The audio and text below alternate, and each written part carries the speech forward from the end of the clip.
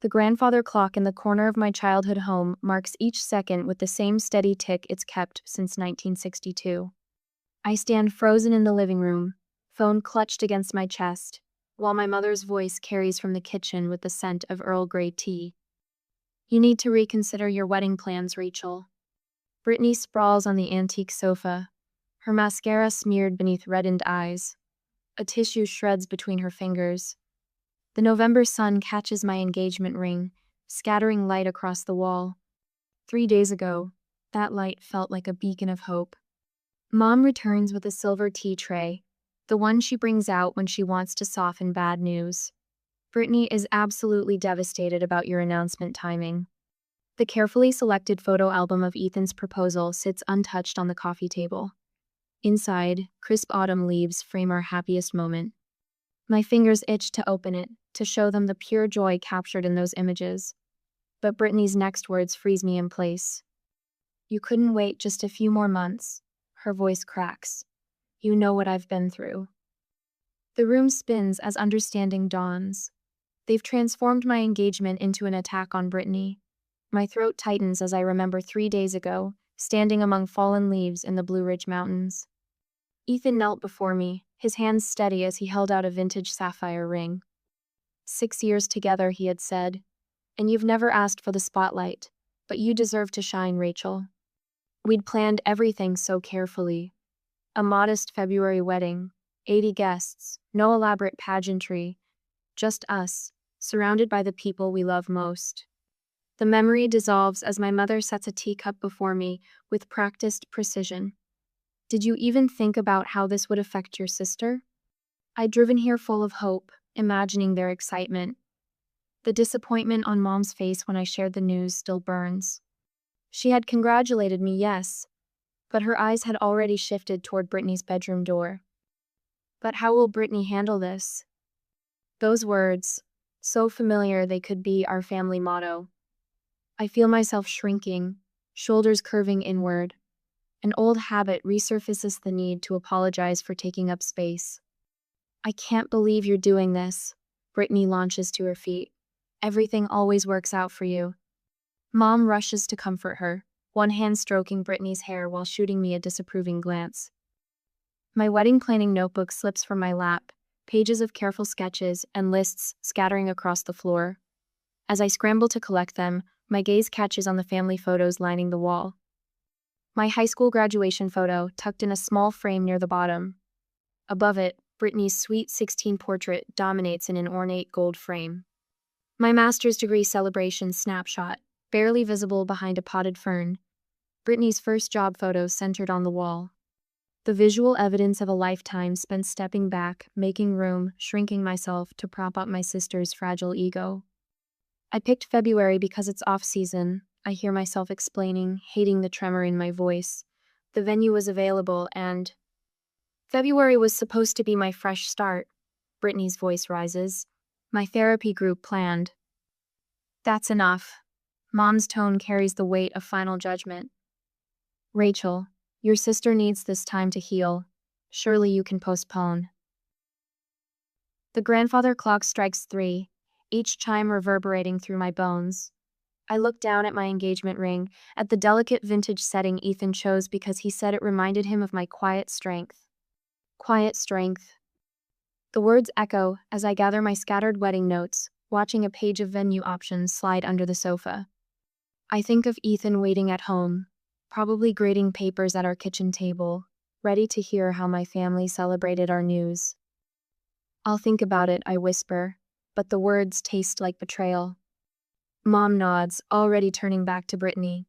"That's all we're asking, honey. Just think of your sister. Just think of your sister." I've spent 31 years thinking of my sister. Every achievement dimmed, every celebration postponed, every dream carefully folded and tucked away to avoid casting a shadow on Brittany's spotlight. The engagement ring catches the light again as I reach for my coat. Not a beacon now, but a question. Would I shrink my joy one more time to protect someone else's feelings? The grandfather clock ticks on, marking each second I stand in the doorway. Behind me, Mom murmurs comforting words to Brittany. Ahead of me lies the path to my car, to Ethan, to a decision that will change everything. I closed the door softly behind me, the way I've closed every door in this house. Quietly, carefully, always mindful of others. But something shifts in my chest as I walk to my car, a crack in the foundation of my familiar role, a whisper of rebellion against the pattern of a lifetime. The key turns in the ignition, and I catch my reflection in the rearview mirror. In my eyes, I see a question I've never dared to ask. What if, just this once, I chose my own light? The windshield wipers sweep back and forth, fighting a losing battle against my tears. Traffic signals blur into watercolor smears as I navigate the familiar route home. 6 missed calls from Mom light up my phone screen. I silence the 7th. A memory surfaces. My high school graduation. Principal Matthews calling my name for the valedictorian speech. Mom's hand shooting up from the audience, beckoning me down from the podium after barely 2 minutes. Brittany's having one of her bad days, honey. We need to go. The stoplight turns red. My fingers clench the steering wheel, knuckles white against black leather. The radio plays an old Beatles song, Here Comes the Sun. I snap it off. College graduation 4 years later. The celebration dinner I'd planned for months, down to the cake with sugar roses that matched my honors cords. The phone call an hour before. Brittany failed her spring semester. Mom's voice, thick with tears. We can't celebrate right now. You understand, don't you? I always understood. My phone buzzes. Ethan's text glows on the screen. How did it go? 3 dots appear as he types another message. I love you. Drive safe. The parking spot outside our apartment building swims into view. Celebration balloons from 3 days ago still bob against the ceiling in our living room window. The sight of them sends fresh tears spilling down my cheeks. Ethan opens the door before I can reach for my keys. One look at my face, and he wraps me in his arms, the soft flannel of his shirt catching my tears. They didn't take it well? A laugh escapes me, bitter as coffee grounds. Mom thinks we should scale back the wedding, make it smaller, less noticeable. My voice cracks. Brittany needs February for her fresh start. Ethan guides me to our couch, the old green one we found at a yard sale last summer.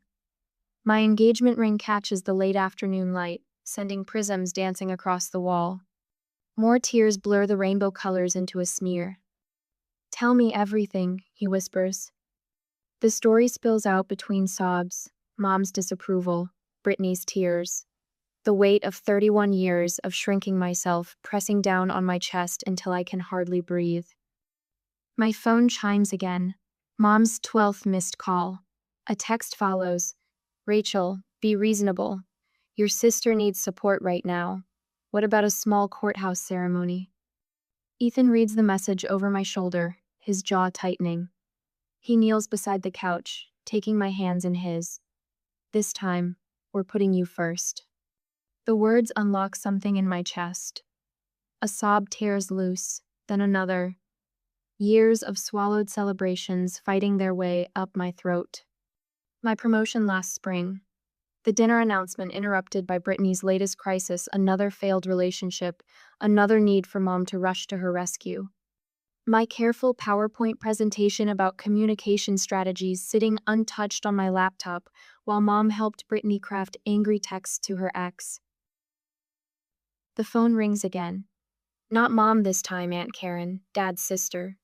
I almost let it go to voicemail, but Ethan squeezes my hand. Answer it. She's always been in your corner. Rachel?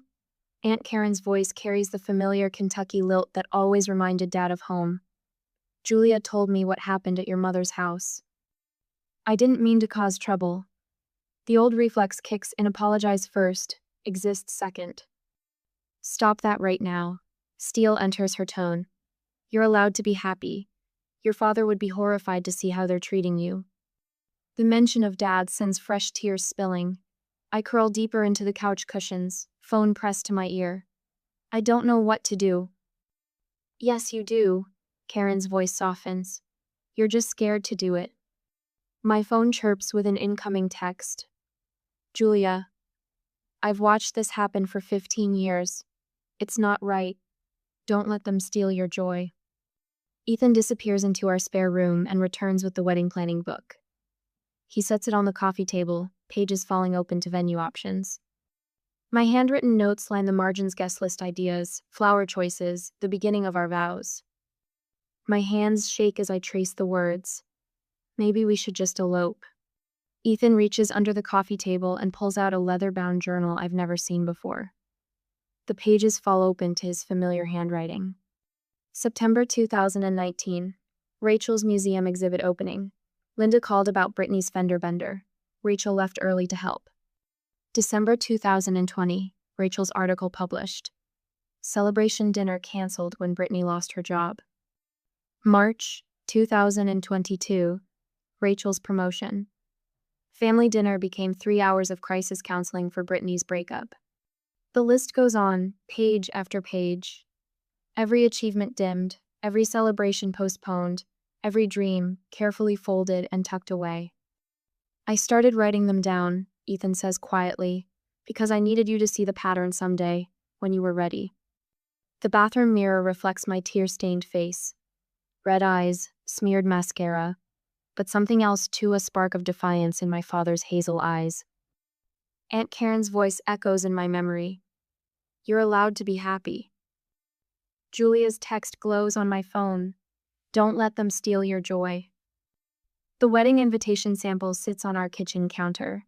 Cream-colored paper with elegant script. Rachel Quinn and Ethan Walsh request the pleasure of your company. My hand hovers over Mom's contact photo. The familiar guilt rises the need to apologize, to make peace, to shrink myself small enough to avoid casting shadows. But Ethan's journal lies open on the coffee table, the evidence of a lifetime spent stepping back, written in his steady hand. The engagement ring catches the light again, and this time I let the rainbow prisms dance. I take a deep breath and press call. Whatever comes next, I won't apologize for shining. The Tuesday morning sun streams through the cafe windows, casting long shadows across the polished wood tables. My mother selected this place neutral ground, she called it, as if we're negotiating a hostage situation. My untouched vanilla latte grows cold, while Brittany's tears sprinkle the leather booth between us. You're being selfish about this wedding. Mom's words slice through the quiet jazz music floating from hidden speakers. A couple at the next table shifts uncomfortably, their newspapers rising like shields. I focus on my engagement ring, the vintage sapphire catching morning light. 6 years with Ethan taught me the difference between peace and silence. My fingers trace the delicate setting, remembering his words about quiet strength. I was trying to be supportive, Brittany's voice wavers. But it hurts so much, Rachel. You know February was supposed to be my fresh start after everything with Marcus. The familiar weight settles in my chest, that leaden mix of guilt and resentment I've carried since childhood. My throat tightens as I watch Mom's hand cover Brittany's, their matching rose gold bracelets clicking together. Christmas gifts from 2 years ago when I'd received a scarf. Sweetheart. Mom leans forward, her perfume same Elizabeth Taylor white diamond she's worn since 1992 wrapping around me like a snare. We're just asking you to consider the family's needs. Your sister is in a very fragile place. The words echo across decades. Brittany's in a fragile place. Brittany needs extra attention. Brittany can't handle this right now. My coffee cup rattles against its saucer. The couple behind their newspaper fortress sneaks another glance. This is my wedding day. The words emerge steady, surprising even me. I've chosen a date that works for Ethan and me. Mom's fingers whiten around her cup. Rachel Elizabeth Quinn, I raised you to think of others. No, the syllable hangs between us. You raised me to think of Brittany. Brittany's tears vanish. Her eyes narrow as she realizes sympathy isn't working. You've always been so perfect, haven't you? Little Miss Straight A's who never causes problems. Must be nice to have everything work out exactly like you want. That's not fair, Mom interjects, but her hand stays on Brittany's arm. The familiar spark of anger in my chest catches fire. All those carefully buried moments flash through my mind. My valedictorian speech cut short because Brittany was having a bad day, my college graduation dinner becoming about her latest breakup, every achievement carefully wrapped in apology. I stand, my chair scraping against hardwood. The newspaper couple openly stares now, the woman's fork frozen halfway to her mouth. I've spent my life making room for Brittany's feelings. My voice carries across the cafe, and for once I don't try to soften it. I dimmed every celebration, swallowed every accomplishment, stepped back from every spotlight. Not anymore. Rachel! Mom stands too, her face flushed. Your father would be so disappointed in this behavior. The words slam into me like a physical blow, but instead of crumbling, I feel something shift tectonic plates of guilt grinding against 3 decades of suppressed truth. Dad taught me to stand tall. The memory of him straightening my shoulders before a piano recital floods back. I'm finally doing it. You can't possibly, Brittany starts, but I cut her off. The wedding is in February. You're welcome to attend as my guests, supporting my happiness, or you can stay home. But I won't change the date, and I won't apologize for celebrating my engagement. Mom's mouth opens and closes. For the first time in my memory, she seems unsure of her script. We're your family. Yes, you are. I gather my purse, the leather warm and solid in my hands, and families should lift each other up, not tear each other down to maintain the balance. A movement catches my eye through the window. Ethan leans against our old Volvo, his tall frame relaxed but alert. He insisted on waiting outside. Just in case, he'd said, understanding more than I'd told him. Rachel, please, Mom's voice cracks.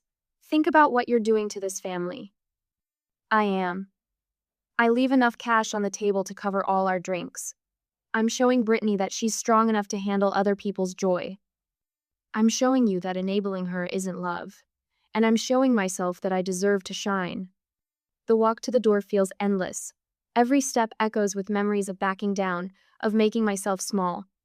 The newspaper couple watches my exit, the woman's eyes bright with something that looks like recognition. My phone buzzes as I push through the glass doors. Aunt Karen's text glows on the screen. I heard what happened. I'm proud of you, sweetheart. Your dad would be too. Ethan straightens as I approach, his face questioning. Behind me, I hear the cafe door open, Mom calling my name. But Ethan's arms open, and I step into them instead of turning back. You okay? He murmurs into my hair. No. The truth feels strange on my tongue. But I will be. My phone chimes again. Messages from old friends light up the screen. Julie from college, Sarah from work, cousins I haven't heard from in months. Word travels fast in a small town. Their messages form a chorus of support. Years of silent witnesses finally speaking up. Let's go look at that venue. Ethan's keys jingle as he opens my door. The coordinator said she could meet us early. I slide into the passenger seat, catching a glimpse of Mom and Brittany through the cafe window. They huddle together at our abandoned table, roles reversed as Mom dabs at her eyes while Brittany stares straight ahead, fury etched in every line of her face. The sight would have sent me running back a week ago, scrambling to smooth ruffled feelings. But today, I reach for Ethan's hand and let him guide us away from the cafe, away from the old pattern, toward the future we're choosing together. My engagement ring catches the morning sun, throwing light across the dashboard. Not a spotlight to dim, but a beacon leading home to myself. The security guard's boots click against the polished floor of Walker Environmental's lobby. From behind my desk, I watch Brittany sob into a tissue, her mascara creating abstract patterns on her cheeks. A small crowd of coworkers pretends not to stare. Miss, I'll need you to leave the premises. The guard's voice carries the weight of authority earned through years of handling situations exactly like this. Brittany's voice rises, piercing the professional calm of the office. She's my sister. I just want to talk to my sister. My fingers hover over the phone, ready to call Ethan. But his words from last night echo in my mind. You're stronger than you think, Rachel. The guard steps closer to Brittany. Ma'am, if you don't leave voluntarily, we'll have to escort you out. Brittany's eyes lock onto mine, wounded and accusing. How can you let them treat me like this, after everything we've been through? The word we sticks in my throat. Every crisis, every drama, every tearful scene, always perfectly timed to coincide with my moments of joy.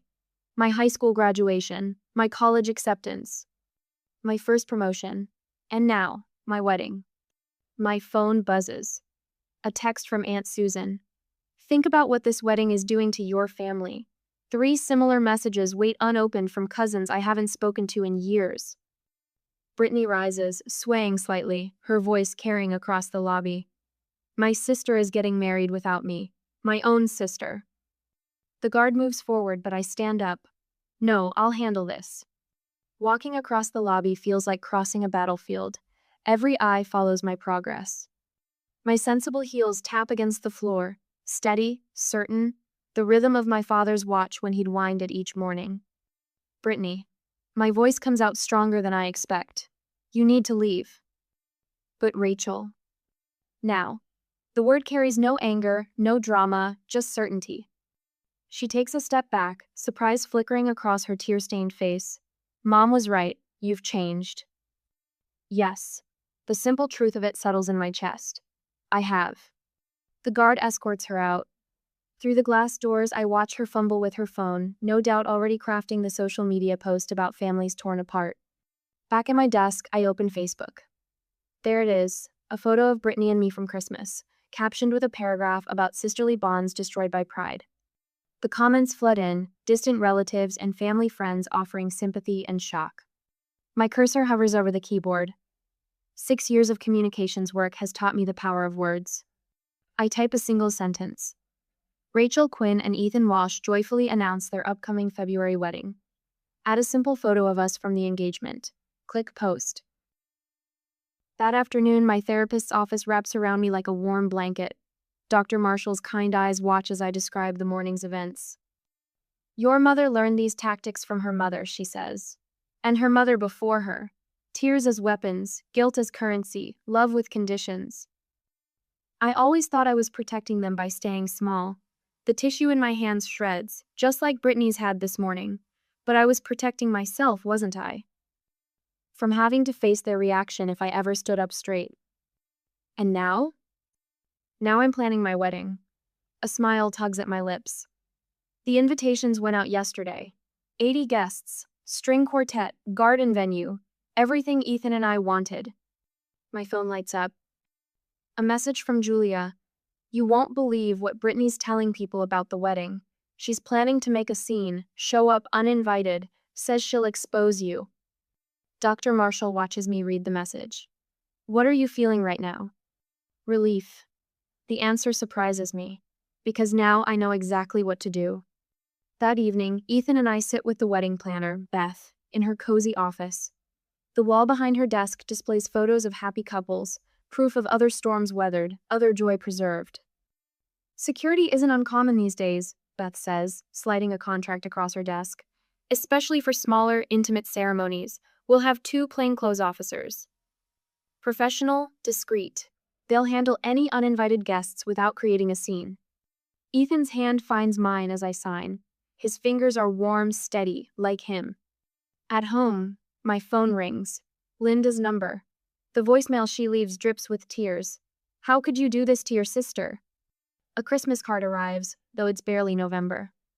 Inside, Brittany poses in our old family room, looking forlorn beside the Christmas tree. Missing my sister during the holidays, the inscription reads. The postmark shows Mom mailed it the day after our cafe confrontation. The manipulation grows more desperate. A package arrives containing my grandmother's yellowed wedding veil, accompanied by a note in Mom's handwriting, family traditions matter more than pride. The veil smells of mothballs and guilt. I pack it carefully, address it back to Mom's house. The note I include reads, You're right. Traditions matter. I'm starting new ones. Walking into my favorite bookstore that Saturday, I spot them immediately. Mom and Brittany, pretending to browse the self-help section. Their eyes light up with manufactured surprise. Rachel, what a coincidence. I turn around, walk out. Behind me, Brittany calls, We just want to talk. That night, I draft an email. The words flow easily now, each one a brick in the wall I'm finally building. Mom and Brittany. The wedding will proceed as planned on the 15th of February. You are not invited. Security will be present. Any attempt to attend or disrupt the ceremony will result in removal from the premises. I love you both, but I love myself too, and that's no longer negotiable. Rachel. My finger hovers over send. 6 months ago, even thinking these words would have felt impossible. But 6 months ago, I was still the little girl who thought love meant making herself invisible. I press send. The grandfather clock in our apartment, a housewarming gift from Aunt Karen, strikes 10. Each chime sounds like freedom, like choice, like the word no finally given its full voice. Ethan brings me tea, sits beside me on the couch. You okay? I look at my reflection in the dark window. The woman looking back is neither bent nor broken. She's just standing up straight, at last. Yes, I say, I really am. The grandfather clock chimes 7 times in the bridal suite of River Meadow Inn. Through leaded glass windows, February sunlight spills across the antique vanity where Aunt Karen pins the last tendril of my hair in place. There. She steps back, eyes glistening. You look radiant, Rachel. My reflection catches me off guard. The simple white gown with its vintage lace bodice transforms me into someone both familiar and new. Someone who finally takes up the right amount of space. Julia bursts through the door, phone clutched in her hand. They're coming anyway. Mom just texted me. The words hit like ice water. Linda and Brittany, determined to force their way into my wedding day. My stomach clenches, but my hands remain steady as I adjust my father's watch, carefully pinned inside my bouquet. I've got security posted at every entrance, Aunt Karen says, her tone brooking no argument. They won't get past the gate. A knock at the door reveals Ethan, still in jeans and his favorite faded Eagles t-shirt. One look at my face and he's across the room, strong hands gripping mine. Hey, his voice anchors me. Whatever happens out there, this is our day. Nobody can take that from us.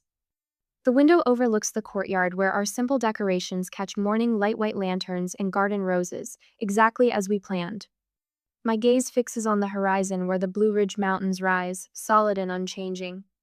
A commotion erupts at the main gate. Even from here, I recognize Brittany's theatrical wail. She's my sister. You can't keep me from my sister's wedding. I move to the window.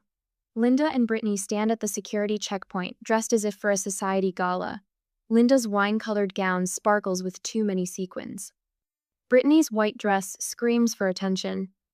Please, Linda begs the security guard. We're family. Surely you understand. The guard, a retired police officer named Frank, remains unmoved. I have strict instructions, ma'am. Your names aren't on the guest list. Rachel! Brittany's voice rises another octave. Rachel, how could you do this to me? Aunt Karen's hand finds my shoulder. You don't have to watch this. But I can't look away. 3 months ago, their performance would have shattered me. Now I see the manipulation for what it is, desperate attempts to regain control they never should have had. I'm staying right here, I say. Ethan wraps his arms around my waist, and we watch together as Frank calmly but firmly escorts them toward the parking lot. Linda's final attempt at guilt echoes across the courtyard. I carried you for 9 months. I changed every diaper. And I spent 31 years trying to repay that debt, I whisper to the glass. Not anymore. The bridal suite door opens again. My wedding coordinator, Sarah, radiates calm efficiency. Everyone's seated. Your friends are ready with the music. It's time. I turn from the window, catching my reflection one last time. The morning light illuminates my face, and I recognize my father's quiet strength in my eyes. Yes, I say. It's time. The ceremony unfolds exactly as we planned. 80 chairs filled with people who genuinely celebrate our joy. When I reach Ethan at the altar, his eyes shine with tears and pride. Our vows ring with honest promises. No grand gestures or theatrical declarations, just 2 people choosing each other, promising to build something real. I choose you, Ethan says, his voice steady and sure. Your joy, your dreams, your light. I choose all of you, exactly as you are. I choose us, I reply, feeling the weight of my father's watch against the roses in my bouquet. I choose truth over peace, growth over comfort, and love that makes us both stronger. The reception glows with genuine warmth. Laughter rises from every table. No one performs for attention or manufactures drama, just family and friends sharing food, wine, and stories. Aunt Karen's toast brings happy tears. To Rachel and Ethan, who showed us that love requires courage. Sometimes the bravest thing we can do is simply be ourselves and let our light shine. Later, between dances, Julia pulls me aside. Her words strike deep. You've changed everything, Rachel. The whole family dynamic. Watching you stand firm these past months. She squeezes my hand. You've shown us all what's possible when we stop accepting the unacceptable. The February sun sets behind the mountains as Ethan and I share our last dance. His arms feel like home, a place where I never have to shrink or apologize for taking up space. Have I told you how proud I am of you? He murmurs against my hair. Once or twice. I smile up at him. But I'm proud of me too. That's the difference. Through the windows, stars begin to appear. Their light reminds me of something Dad used to say when I was small. Some stars shine so bright, sweet pea, they can't help but outshine the moon. Don't ever let anyone convince you to dim your light. For the first time in my life, I feel truly, completely free. Not because Linda and Brittany's drama has ended, it probably hasn't. But because I finally understand that their issues belong to them, not me. I rest my head on Ethan's shoulder as we sway to the music. Behind us, the grandfather clock strikes 9, each chime ringing with possibility. This time, I don't count the hours until someone else's crisis. This time, I simply dance, holding close to the joy I've chosen, the boundaries I've drawn, and the love I finally believe I deserve. Some bridges, once burned, light the way forward. The grandfather clock in my childhood home used to mark time in measures of guilt. Now, standing in my own dining room 3 months after the wedding, its rescued twin counts moments of freedom. The antique timepiece was a surprise from Aunt Karen, delivered to our apartment the day Ethan and I returned from our honeymoon. Your father would want you to have it, she'd said, her eyes bright with unshed tears. He always meant for it to be yours. Sunlight streams through open windows, catching the brass pendulum's swing. Outside, cherry blossoms scatter across our patio where Ethan arranges chairs for our first hosted Thanksgiving. The sight of him humming as he works brings an unexpected ache of joy to my chest. The kitchen timer chimes. I pull a golden-crusted apple pie from the oven, remembering how I'd almost canceled this gathering last night. Old habits whispered their familiar warnings. What if it's not perfect? What if people compare it to Mom's Thanksgiving? What if? But this morning, I woke to find Ethan had already started the turkey. His reading glasses fogged as he basted the bird. I've got your back, he'd said, not looking up from his task. Always. A knock at the door announces Julia's arrival. My cousin breezes in carrying a crystal bowl of cranberry sauce, her silver hair caught up in a messy twist. I brought Mom's recipe, she says, then pauses, taking in the transformed space. Rachel Quinn Walsh, look at you shining. The words catch me off guard. I haven't thought of myself that way, but she's right. Our apartment gleams with small touches of pride I'd never allowed before, framed wedding photos, bright throw pillows, a wall of academic achievements Ethan insisted we display together. The student you're mentoring called, Ethan says, coming in from the patio. Sarah wanted to thank you for helping her stand up to that colleague who kept taking credit for her work. Heat rises in my cheeks. Last month, I'd found Sarah crying in the break room, another victim of workplace boundaries crossed. The words had come surprisingly easily. You don't have to make yourself smaller to make others feel big. The doorbell rings again. Aunt Karen enters with a burst of November air, immediately wrapping me in a lavender-scented hug. Behind her, our closest friends file in bearing dishes and warm greetings. The chosen family we've built, one authentic connection at a time. I got a card from your mother yesterday, Aunt Karen mentions later, helping me arrange place settings. Her tone stays carefully neutral. She asked about you. The familiar twist of guilt rises, then settles. After the wedding, Linda and Brittany's relationship finally fractured. My sister moved to Florida, leaving my mother to face her own enabling patterns. The weekly messages Linda sends now come with no demands, no guilt trips, just brief updates and one consistent closing line. I'm learning too. She's welcome back in my life, I say, smoothing a leaf-patterned tablecloth. When she's ready to see me as I am, not who she needs me to be. Ethan appears in the doorway, tablet in hand. Video call from the Mitchell family. Our friends crowd around as the screen fills with familiar faces, the family that hosted us on our honeymoon when a storm grounded flights. They'd taken in 2 stranger newlyweds and shown us what healthy family love looks like. Now they're honorary grandparents, sending weekly updates about their garden and grandkids. As everyone settles around our table, I find myself at the head, a position I'd have automatically yielded months ago. The late afternoon sun slants across faces bright with conversation and laughter. No one is making themselves smaller. No one is measuring their joy against another's pain. Ethan squeezes my hand as I rise to make a toast. My father's watch, pinned inside my sweater, rests warm against my heart. To family, I say, lifting my glass. The ones we're born to and the ones we choose. To boundaries that build bridges to our truest selves. To joy that doesn't ask permission to shine. The grandfather clock strikes 5, each chime ringing with possibility. On the bookshelf behind me, our wedding album stands proudly beside a childhood photo of my father and me. In the glass, I catch my reflection, past and present overlapping, both versions finally standing tall. This is what healing looks like, I realize.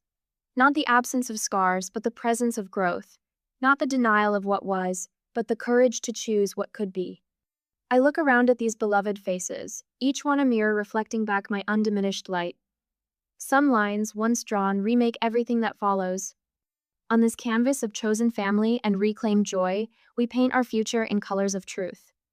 The warmth of belonging rises like a tide, and for the first time in my life, I let it lift me without guilt. I am my father's daughter, my husband's wife, my own woman, all these truths expanding together in the space I've finally claimed as mine. More pie? Ethan asks, already reaching for my plate. Yes, I say, the word ringing clear as a bell. Yes to everything that makes this life shine brighter.